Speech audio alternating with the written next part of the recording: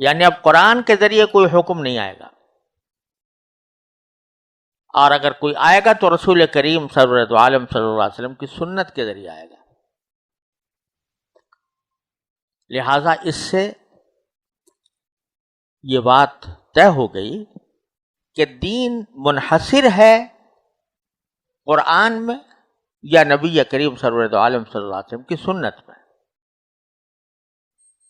اور جن کی سنت کی آپ نے اقتداء کی تلقین فرمائی ان کی سنت میں، یعنی خلفائے راشدین۔ تو دین کی کوئی ایسی چیز جس کے بارے میں یہ کہا جائے کہ یہ دین کا حصہ ہے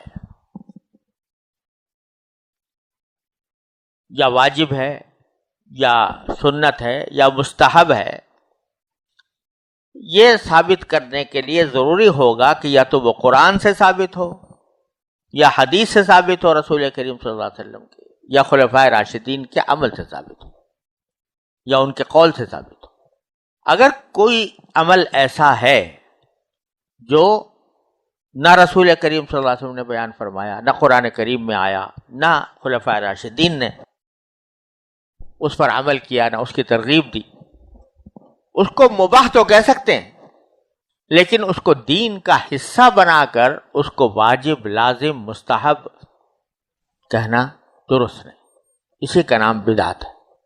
بدعت ہر نئی چیز کو نہیں کہتے، ہر نئے کام کو نہیں کہتے،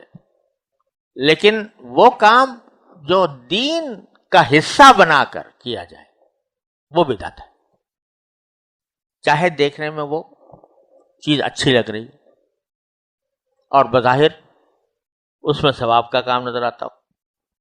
اس کی میں مثال یہ دیا کرتا ہوں کہ جیسے کوئی شخص یہ کہے کہ مغرب کی نماز 3 رکعتیں ہیں، تو یہ کچھ طاق عدد ہے، اس کو پورا کر کے 4 کر دیتا ہوں، 3 کے بجائے 4 کر دوں، تو چوتھی رکعت میں اس نے کوئی گناہ کا کام نہیں کیا، اس نے سورہ فاتحہ پڑھی، اس نے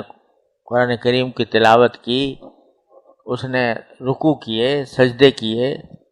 تو کوئی گناہ کا کام نہیں کیا، لیکن چونکہ اپنی طرف سے ایک چیز کا اضافہ کر دیا، اس واسطے وہ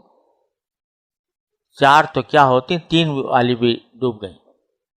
اس لیے کوئی بھی چیز دین کے اندر اس طرح داخل کرنا کہ جس کو جزو دین قرار دے دیا جائے اور اس کو لازم سمجھا جائے، واجب سمجھا جائے، اس کے نہ کرنے والے پر نکیر کی جائے، یہ چیز ہے جو کسی عمل کو بدعت بنا دیتی۔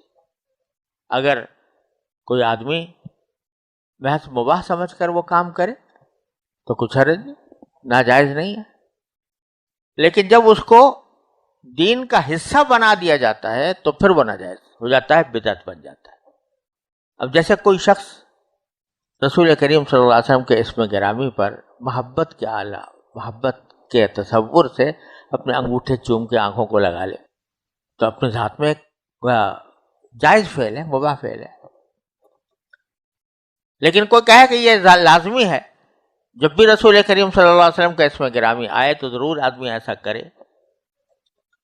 تو یہ لازمی ہونے کی جو بات کر رہا ہے، اس کا معنی یہ دین کا ایک ایسا حصہ ہے جو نہ قرآن میں ہے، نہ حدیث میں ہے، نہ رسول کریم صلی اللہ علیہ وسلم کے ارشادات میں ہے، نہ خلفائے راشدین کے عمل میں ہے، تو وہ اس کو بدعت بنا دے گا۔ اور جب ایک چیز بدعت بن جاتی ہے لوگوں کے رواج کی وجہ سے، تو اس کو صرف مباح کی حیثیت میں کرنا بھی مشکوک ہو جاتا ہے۔ ساری دنیا تو اس لیے سے کر رہی ہے کہ یہ لازم ہے، واجب ہے، شرعاً شریعت کا حصہ ہے، آپ کہتے ہیں کہ میں مباح سمجھ کے کر رہا ہوں۔